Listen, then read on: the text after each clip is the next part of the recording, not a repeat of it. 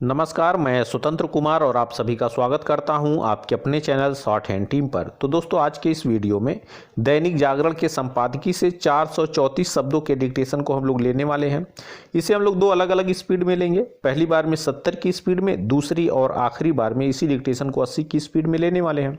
अगर आपको इस डिक्टेशन के PDF की ज़रूरत है या इसमें आए हुए महत्वपूर्ण शब्दों के आउटलाइंस को जानना चाहते हैं तो आप हमारे टेलीग्राम ग्रुप को ज्वाइन कर लें। ग्रुप से जुड़ने के लिए इसी वीडियो के ठीक नीचे डिस्क्रिप्शन बॉक्स में आपको टेलीग्राम ग्रुप का लिंक मिल जाएगा। उस पर क्लिक करके आप ग्रुप से जुड़ सकते हैं। वहाँ से ग्रुप ज्वाइन करने में आपको अगर कोई भी प्रॉब्लम आ रही है तो सीधे आप अपने मोबाइल में टेलीग्राम ऐप को ओपन करें और वहाँ पर शॉर्ट हैंड टीम को सर्च करके भी ग्रुप से जुड़ सकते हैं और PDF को प्राप्त कर सकते हैं। तो 70 की स्पीड में आपका डिक्टेशन स्टार्ट होगा 5 सेकंड के बाद। तब तक के लिए आप रेडी रहें।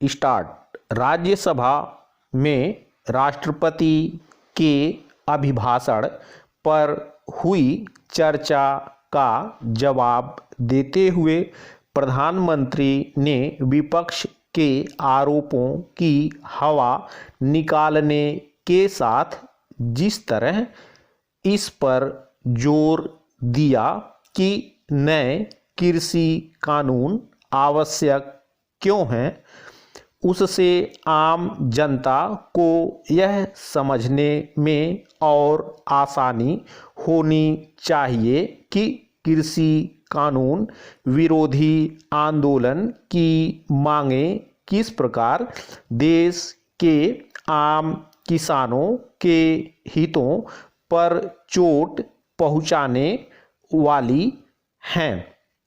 यह आंदोलन भले ही किसानों के नाम पर चलाया जा रहा हो, लेकिन वास्तव में यह उनके और खासकर छोटी जोत वाले 86% किसानों के हितों की अनदेखी करने वाला है। यह आंदोलन राजनीति प्रेरित है और इसका मकसद सरकार को नीचा दिखाना है। यह प्रधानमंत्री की इस बात से और स्पष्ट हो जाता है कि इस सवाल का जवाब सामने नहीं आ रहा है कि आखिर यह आंदोलन हो किस लिए रहा है। कुछ इसी तरह की बात कुछ दिनों पहले कृषि मंत्री ने भी की थी। उनका सवाल था कि विपक्ष यह क्यों नहीं बता पा रहा कि कथित काले कानूनों में काला क्या है। इस सवाल का जवाब विपक्षी नेताओं के साथ साथ किसान नेता भी नहीं दे पा रहे हैं। ले देकर वे यही घिसा पीटा और निराधार आरोप उछाल रहे हैं कि न्यूनतम समर्थन मूल्य यानी MSP की व्यवस्था खत्म होने वाली है और नए कृषि कानून उनकी जमीनें छीनने का काम करेंगे।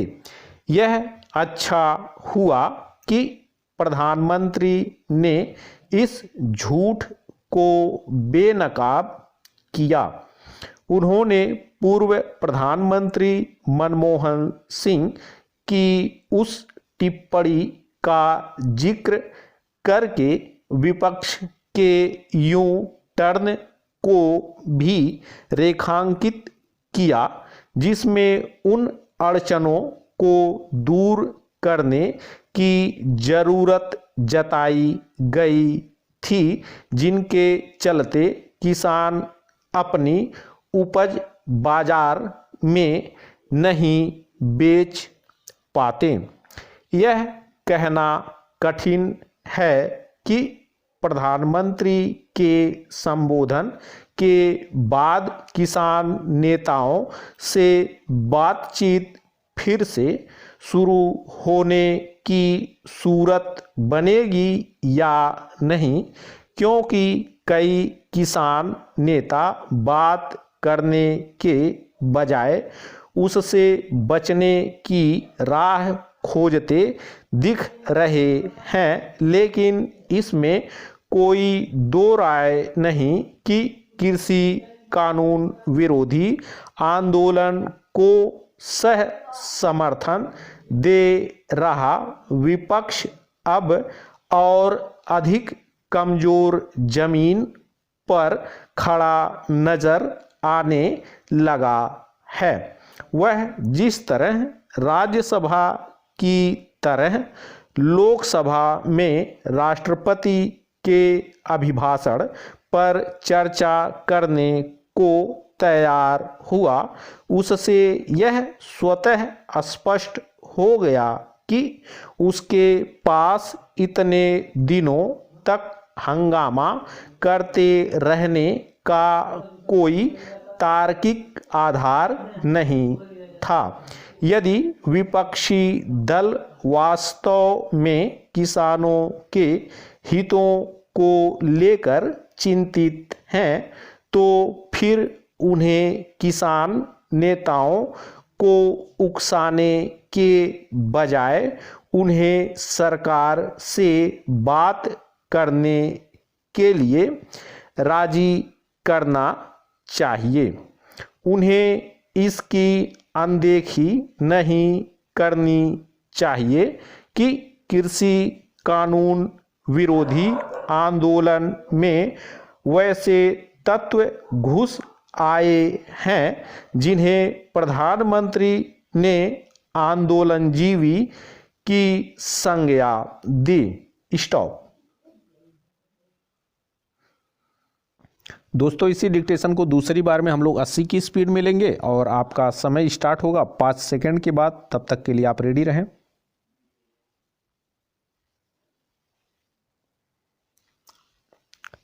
स्टार्ट। राज्यसभा में राष्ट्रपति के अभिभाषण पर हुई चर्चा का जवाब देते हुए प्रधानमंत्री ने विपक्ष के आरोपों की हवा निकालने के साथ जिस तरह इस पर जोर दिया कि नए कृषि कानून आवश्यक क्यों हैं, उससे आम जनता को यह समझने में और आसानी होनी चाहिए कि कृषि कानून विरोधी आंदोलन की मांगें किस प्रकार देश के आम किसानों के हितों पर चोट पहुंचाने वाली हैं। यह आंदोलन भले ही किसानों के नाम पर चलाया जा रहा हो, लेकिन वास्तव में यह उनके और खासकर छोटी जोत वाले 86% किसानों के हितों की अनदेखी करने वाला है। यह आंदोलन राजनीति प्रेरित है और इसका मकसद सरकार को नीचा दिखाना है। यह प्रधानमंत्री की इस बात से और स्पष्ट हो जाता है कि इस सवाल का जवाब सामने नहीं आ रहा है कि आखिर यह आंदोलन हो किस लिए रहा है।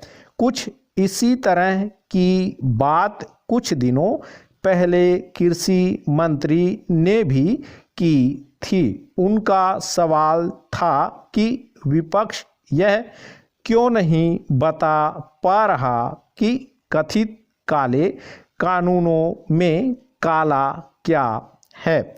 इस सवाल का जवाब विपक्षी नेताओं के साथ साथ किसान नेता भी नहीं दे पा रहे हैं।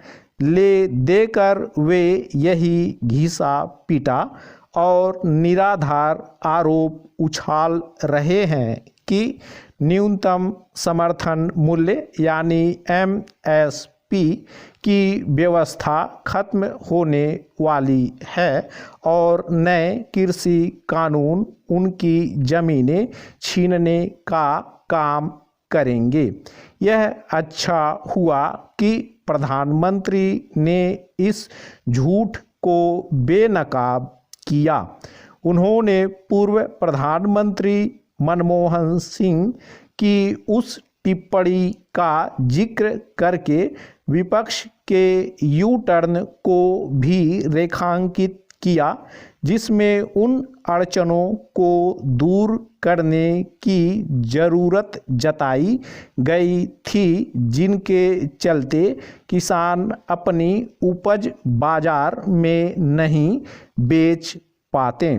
यह कहना कठिन है कि प्रधानमंत्री के संबोधन के बाद किसान नेताओं से बातचीत फिर से शुरू होने की सूरत बनेगी या नहीं, क्योंकि कई किसान नेता बात करने के बजाय उससे बचने की राह खोजते दिख रहे हैं। लेकिन इसमें कोई दो राय नहीं कि कृषि कानून विरोधी आंदोलन को सह समर्थन दे रहा विपक्ष अब और अधिक कमजोर जमीन पर खड़ा नजर आने लगा है।